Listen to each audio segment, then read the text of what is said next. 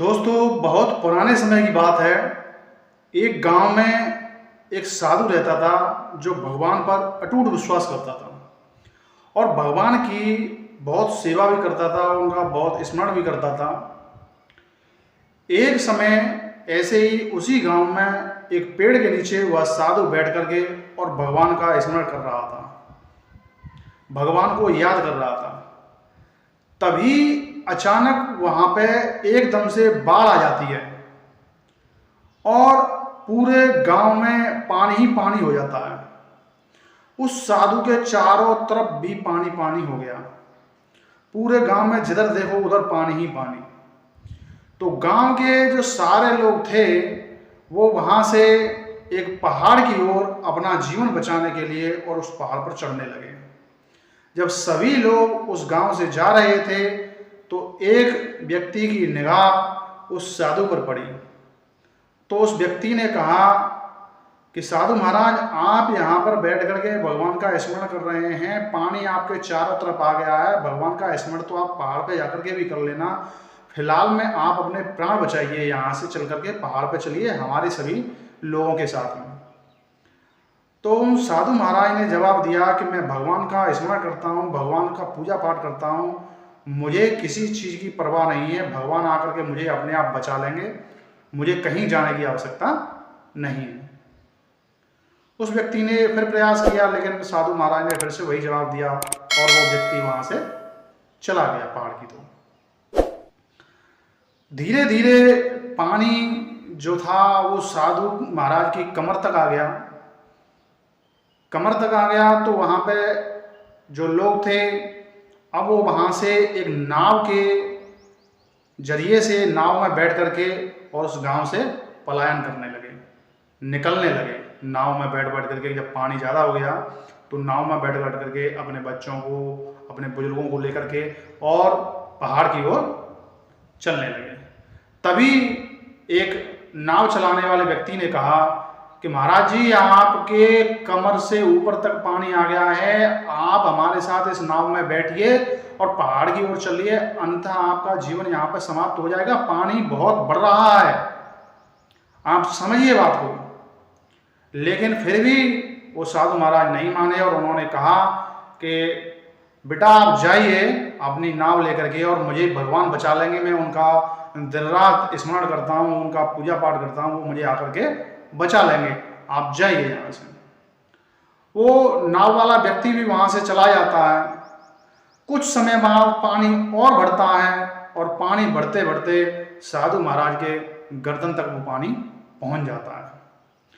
तो वहाँ पे देखा जाता है कि कुछ लोग जो फंसे हुए थे उनको निकालने के लिए हेलीकॉप्टर बुलाए जाते हैं और हेलीकॉप्टरों के द्वारा उन व्यक्तियों को उस गांव से सुरक्षित जगह पर पहुंचाया जाता है।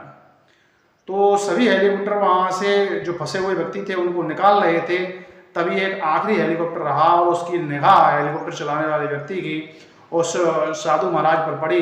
तो उसमें एक व्यक्ति और था हेलीकॉप्टर में, उससे कहा पायलट ने कि देखिए ये साधु महाराज यहाँ पर बैठे हैं और इनको भी रास्ता नहीं मिल पा रहा है, इनको ऐसा करिए रस्सी फेंकिए और इस रस्सी के सहारे से इनको ऊपर खींचिए जिससे कि इनके भी प्राण बच सकें। तो उस दूसरे व्यक्ति ने हेलीकॉप्टर में से नीचे रस्सी डाली। रस्सी डालने के बाद साधु महाराज से कहा कि महाराज आप इस रस्सी को पकड़िए और ऊपर आने का प्रयास करिए, अन्यथा आपका जीवन यहीं समाप्त हो जाएगा। ये आखिरी हेलीकॉप्टर है, इसके बाद में आपको यहाँ पर बचाने के लिए कोई भी नहीं आएगा। आप अपना जीवन बचाना चाहते हैं तो तत्काल इस रस्सी को पकड़ करके और हेलीकॉप्टर में ऊपर चढ़ाइए, हम आपको एक सुरक्षित स्थान पर पहुंचा देते हैं। लेकिन उस साधु महाराज नहीं माने और उन्होंने फिर से वही जवाब दिया कि बेटा आप अपना हेलीकॉप्टर लेकर के आप यहाँ से चले जाइए और मैं भगवान की दिन रात पूजा करता हूँ, भगवान का स्मरण करता हूँ, अभी मैं भगवान का ही स्मरण कर रहा हूँ, वो मुझे बचा लेंगे, मुझे उन पर पूरा विश्वास है, आप चले जाइए। तो जब साधु महाराज ने हेलीकॉप्टर वाला की भी बात नहीं मानी तो हेलीकॉप्टर वाला भी वहाँ से चला गया।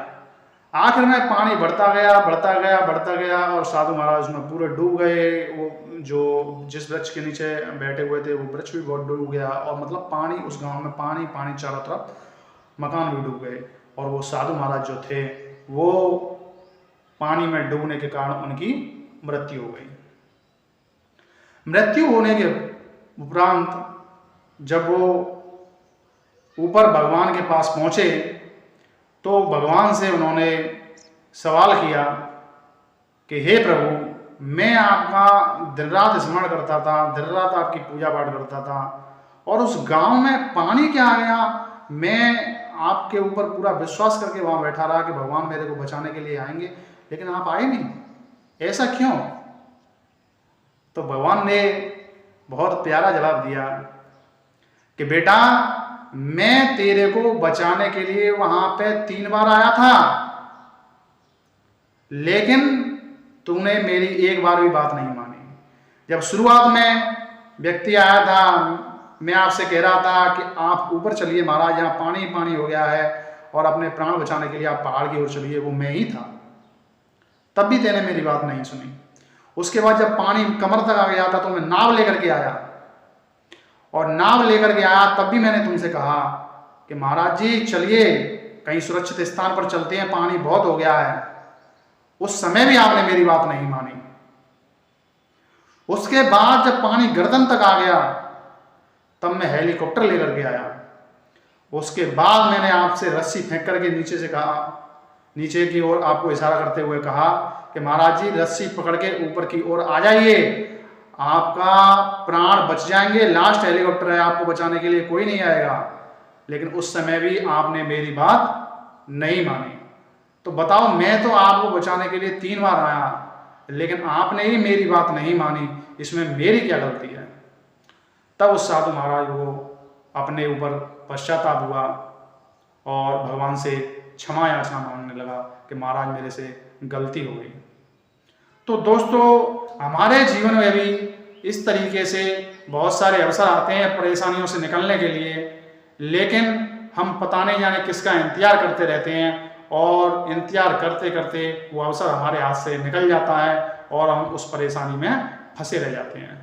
इसीलिए हमारे सामने अगर कोई भी अवसर आता है तो उस अवसर को हमें अपनाना चाहिए, और उस अवसर के माध्यम से हमें उस परेशानी से, उस स्थिति से बाहर निकलना चाहिए।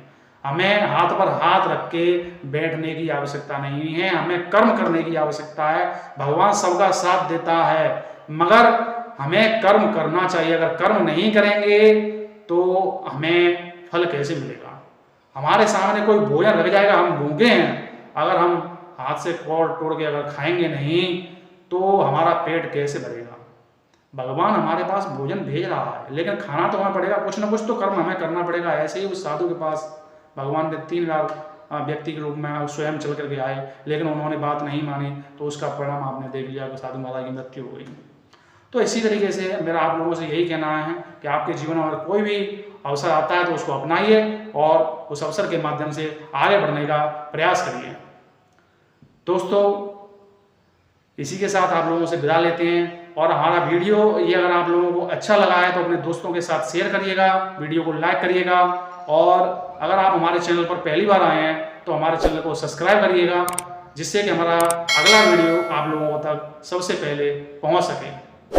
इसी के साथ जय हिंद, वंदे मातरम।